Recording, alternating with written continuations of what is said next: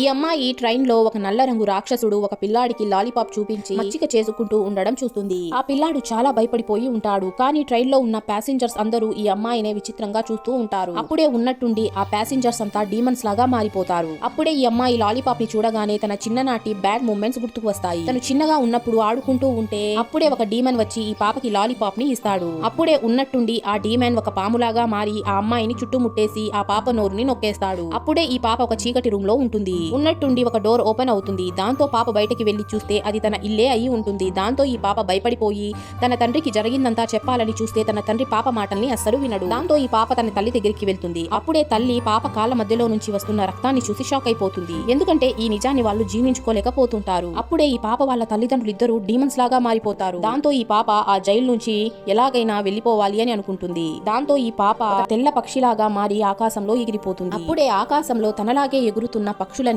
ఈ పాప ఎర్రతోకని చూసి తనని జడ్జి చేయవు. ఈ కథ ద్వారా మీకేమర్థమయ్యిందో కామెంట్ చేయండి. ఇలాంటి వీడియోస్ కోసం లైక్ చేసి ఛానల్ ని సబ్స్క్రైబ్ చేసుకోండి.